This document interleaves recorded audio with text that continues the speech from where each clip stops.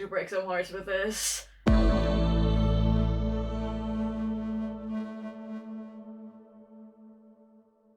Hi! Hey, hi, it's me, your void.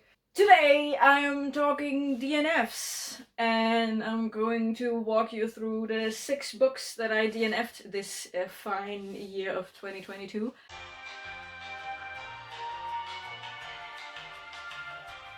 And I will draw the hate of some people upon me, and I'm so very sorry. Let's start with the harmless shit. I DNF'd Cupido by Jillian Hoffman, which is a thriller. It's following a lawyer. This is following a lawyer. Her name is, I don't know. That's how much I was interested in this book. We follow a lawyer, and she's like working through something, namely the fact that on the words, they keep escaping me. In court, she meets the guy who has her, I think 12 years ago or something, and now it's her job to put him behind bars, but it's for something completely different than what has happened to her, and she gets caught up in the investigation from back then and in her own trauma and stuff. I don't know how far I made it into this, but this was boring me so hard that I DNF'd it. This reads like a Law and Order episode. Very dry, very factual. I blame Jillian Hoffman for that, because she worked as a lawyer, I believe. Jillian, who are you? Jillian Hoffman was a state attorney in Florida, and yeah, it shows. This very much reads like someone who has a law degree tried to write a book. Next one is, we could call this book an OG on this channel, given that this was part of, I believe, my very first TBR video that I ever posted. And that is the glory that inspired vampires to happen, which is Dead Witch Walking. I finally read it, and it's stupid! Again, I don't know how far I made it into this, but oh my god, it is so boring! You get nonsensical world building that doesn't make sense until it makes sense, but not because it made sense before and then just the circumstances no. The world building starts to make sense in a situation where it needs to make sense because the author and the characters needed to make sense. It's like plot armor, but for world building. It's world building armor. Ugh. Then our main character is just so fucking stupid and naive about everything in the world. She specifically mentions she had to go 3 years into studying for this job. Like, there's 3 years that you just train to do the job, and then she put another 7 years into the job. You know what her job is? Her job is to hunt down magical criminals. Vampires, shapeshifters, witches, anything magical that commits a crime gets arrested, and she is one of the people who does the arresting. She's a police officer, right? So you'd think that she knows how all of these magical species work, right? Right? You would assume that this witch who grew up in the magical world, surrounded by magical creatures, who has been trained specifically to arrest them, which in my book means she knows what powers they have. Like, let's say, a vampire's power of suggestion, a vampire's power of smell. You would think that she knows how these things work. Then she moves in with a co-worker after both of them quit, and she doesn't know shit about vampires because suddenly she has to read a book about the vampire sense of smell and what it does to them when you smell like blood. Also, I'm pretty sure if she would just stop being straight, if she would just start asking herself some questions, she would figure out that she's bisexual or even or lesbian. I don't know, but she would get the point that she is actually attracted to her roommate, because guess what, they are roommates. And the vampire roommate is definitely attracted to her. Like, she literally said so, hey, blah. But instead of asking herself some questions when she feels attraction towards her roommate, she's like super bitchy about everything. Like, she's bitchy about people telling her information that she already should know by just being born in the culture of magical creatures.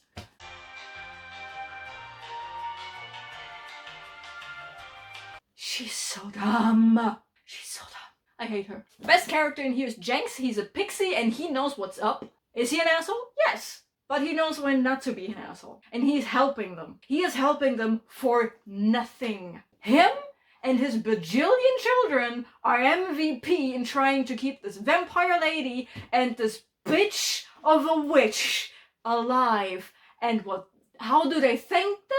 How do they thank this pixie and his children for saving their asses on an hourly basis? They let them live inside their graveyard backyard of the church apartment they are living in. I hate this book. Okay, now comes the part where I start breaking hearts. I DNF'd Kith and Kin, which breaks my own heart mostly, because I love Vax and Vex. I love Critical Role. I really wanted to have some intel on their backstory and stuff. I love what backstory we get from them in the comics. This book sucks! These wonderful characters that Laura Bailey and Liam O'Brien brought to life have been reduced to, oh no, I need to keep my brother safe, and oh no, I need to keep my sister safe. That is all they are about in this book. And everyone around them is making good points. Like, they are separated, which also, actually, canon says otherwise, because they said on stream that the first time the twins were ever separated for a longer amount of time was when the Slayer's take happened. So how are they separated for multiple days in this book? Something bad happens and they get split up. Vex, ends up with the city guard in the guarded city against the evils that lurk outside at night, which is some weird undead curse shit.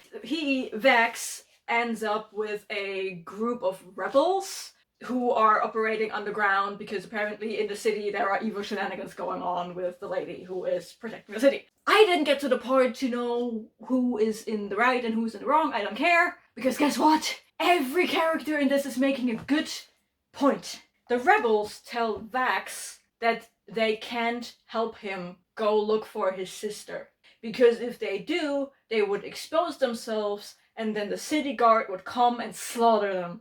That's a good point in my book. Vax kind of gets along with that. Kind of. He's like, okay, you guys saved my life, and I literally am barely able to walk, so I guess I'm not gonna dunk on your hospitality and stay with you until I'm able to leave on my own and find my sister, so I'm not endangering you. Vexalia, on the other hand, is constantly banging against the door of the city guard, who specifically tell her, our forces are stretched out to the max, we have literally no resources to help you find your brother, who is probably dead at this point, because all they saw was a camp destroyed and bloody, and they saw Vax fall down face first into the mud, bleeding, his whole back scratched open by the undead. So them thinking he is dead? Good point. But the city guard eventually caves and tell her, okay, we can go look through that camp again to find any traces of him. They find some traces and they follow them to a point where these traces stop, and the danger zone, the danger time zone of darkness with the undead is it's coming right there. And she's like, no, we have to keep looking. And they're like, we kind of have to save those children over there in the city, you know? And she's so mad at everyone for not helping her. Bitch, you're an expert tracker, and you have a bear. Go look for your brother yourself. I can't even say stupid characters, because I love the twins, and I know the twins are so much more. It's not that they can be so much more, they are so much more. We have seen it in over 400 hours of live streams. They have ripped my heart out multiple times. Yeah! So this book, making them as three-dimensional as a sheet of paper, is just breaking my heart. And it broke my heart to DNF this book, but it's just... It's not even a good mystery! It's not even a good mystery! Shout out though to the guy who has the Simon the Snake belt. That is it's Simon's origin story, and thumbs up for that. Then we are on to the ebooks that I've DNF'd this year. The first one being Lady of Rooksgrave Manor by Kathryn Moon. I should have liked this. Everything about it pointed at me liking this. Monster porn. It's porn, and the setting is like a semi-Victorian England. It's like your Victorian age to the I think somewhere before the 1920s, but I don't know. And it's exotic monsters, like not your run-of-the-mill gargoyle or werewolf or something. Like we get a sphinx in there. The Invisible Man makes an appearance. Of course we have a vampire because we need a vampire. And I think there's one more. Is there? No. Anyways, I should have liked this, but I didn't. I don't know why. And I actually think it wasn't the book's fault, and it was more like my mindset at the time that I wasn't in for a monster smut novel thing. So I'm probably giving Lady of Rooksgrave Manor another try at some point. But I remember it's like, it's porn without plot to a point where it's literally just like, of course, in an erotica you expect more smut than anything else, and yet it still managed to be super uninteresting. Like, I don't remember anything that happened in between the sex scenes, and even the sex scenes were unremarkable, besides the anatomically correct cat penis of the Sphinx. So I may give that another try. That might have been me. I might have been the problem here. So I might give that another try, but I don't know. It just didn't speak to me. I didn't vibe with it. Another book I didn't vibe with, and Kirsty is going to kill me for that, Slave to Sensation by Nalini Singh. I made it through half of the book. I DNF'd at exactly 50%. I did not vibe with that. The world building was interesting. I'm especially fond of the weird explanation of what we know as a tablet. I don't know. I didn't vibe with Lucas. I didn't vibe with Sasha. I didn't vibe with any of the side characters. It was just a mess. Also, anyone who read the book, let me know. Is Enrique the killer? Is Enrique the killer? I want to know. I read 50% of the book and I'm so sure that Enrique is the killer. Let me know. But yeah, it was very repetitive. Like she going on and on and on. I'm losing my mind. I'm losing my mind. This is not what a sigh should be like. This is not what a sigh should be like. When emotions are clearly her sigh power. Also, if anyone who read the book, let me know. Are emotions her psi power? And because psis aren't allowed to have emotions, that's why she was like suppressing her psi power, and now that she's like feeling emotions or whatever, that's like her thing. If I'm correct with both Enrique and her cardinal powers, that speaks against the book. Because that means at 50% of the book, I figured out the whole fucking plot. That shouldn't be happening. I don't like it when I can see the plot from miles away, and it's only excusable if anything that happens is interesting, which it wasn't. Because Lucas also, very repetitive. Very repetitive. And also, what the fuck, man? You specifically recount that psis don't like being touched, and then you proceed to touch her the next sentence you speak. Boundaries much?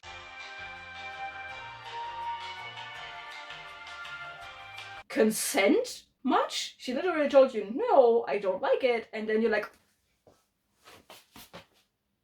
the fuck? Just because you like the sensory input of being touched doesn't mean that you have permission to touch everyone else in your vicinity. My man, get your shit together. And I'm also not liking the position of power that Lucas is in. Like, you might think that Sasha has the power in the financial way, but she doesn't because the money is her mom's. And he is like, oh, let me show you all of these sensations. And she's like, oh, I'm not sure about this. And then he just shoves his hand up her face. Like, buddy, that was not an enthusiastic yes. That was I am not sure, let me think about it. which equals a no. So yeah, huge issue with Lucian. I don't know, the hunter guy. Huge issue with that. And I read some consensual, non-consent, and primal and whatnot. Like I'm reading Hunting Adeline that has some clearly dubious consent things going on. But I don't know, the way it was playing out in Slave to Sensation just icked me in the wrong way. And it doesn't help that there are 1,000 names being thrown at me and I don't know who is who. I still don't know, is Kith the next alpha? Or is Kith the guy with the dormant shape-shifting powers? Yeah, so not really that interesting. The characters make or break this book, and the characters did not do shit for me. Sorry, Kirsty. I tried, but it's not my jam. It's not my jam. I'm sorry. And the last book I DNF'd, I don't even own anymore. I DNF'd it, and the week after I unhauled it. I yeeted it at a friend of mine who reads everything I yeet at him and has an opinion on it, I guess. He never shares it with me, but usually I just yeet the books that I think interest him at him, and he's reading it, and it's like, yep, I read a book. The book I'm talking about is Fate of the Fallen by Kade. And if you have watched my Adventure-a-thon vlogs, you know my opinion on that. You know that after 63% of the book, nothing made sense. The plot was a convoluted mess. The characters were non-existent. And I don't know why they made decisions at all. Pretty sure Fate of the Fallen is going to be the worst book of the year for me. Like, nah. And if you want to hear me rant about that book some more, go watch the vlog, I dare you. Look at me promoting my own videos like the professional I am. And yeah, that's it. That's all of the DNFs I had this year. 6, which is kind of a big number for me. I'm usually better at figuring out what book I want to read next.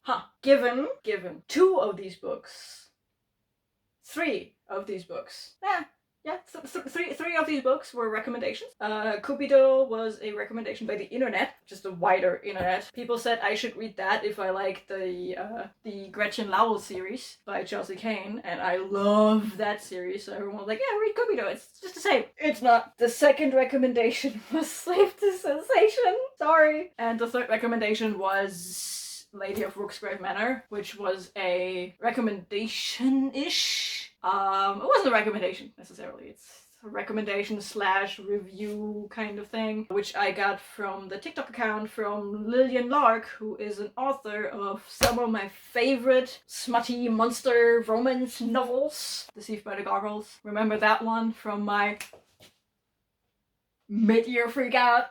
I'm such a professional today. So yeah, and she broke down what is in the book, and I was like, fuck yeah, that's my jam. And then it wasn't. But yeah, that's me, my DNFs, and I. And yeah, see ya. Bye.